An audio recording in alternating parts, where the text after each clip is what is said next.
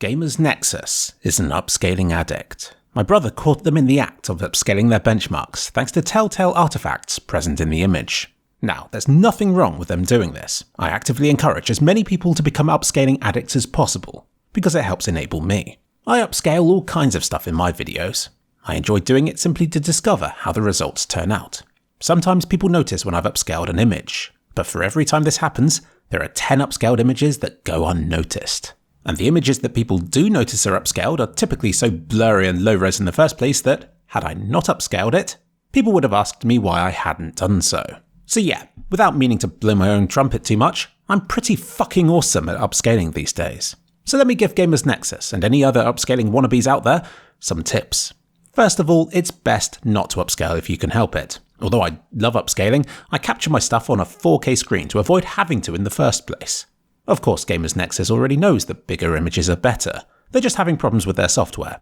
So I've been forced to upscale the images, which no doubt takes them more time to do and results in an inferior image than a native result would achieve. Secondly, the upscaling algorithm you choose will greatly dictate the quality of the resulting upscale. Looking at the upscaled GamersNexus image, the writing really gives away that it's been upscaled. The letters don't retain an even thickness. Some weird stuff is going on with the M just here, where the lines converge. And there appears to be dark or green halos around some of the numbers. Classic upscaling errors right there, often caused by an upscaler that's attempting to upscale symbols as though they're a tree, a person, or a car, and the upscaling algorithm is applying copious amounts of sharpening to the result. Much better for this kind of image is an algorithm trained on upscaling graphs, lines, or waifus. I mean, an algorithm that's endured 300,000 generations of waifu is going to do a great job with something as simple as a few lines and curves. I went and got this low-res benchmark from the GamersNexus site to upscale. We'll start with some inappropriate upscaling.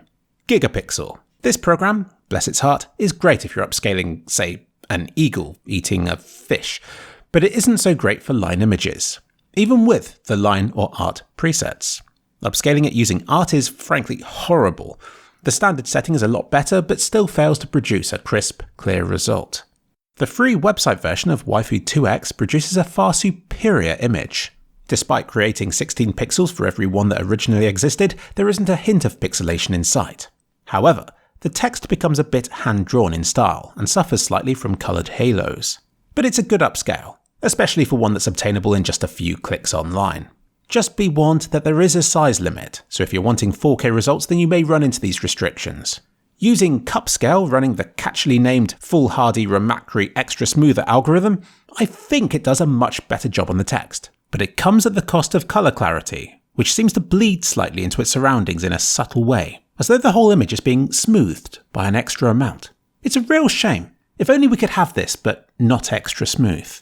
Lastly, I tried the Ultra Yandere algorithm, which delivers a sharper result, but in exchange for a few extra bugs on the text. While I initially gave the win to this one, after further comparisons I think the catchily named Foolhardy Remacri extra smoother is the victor for producing more consistent results.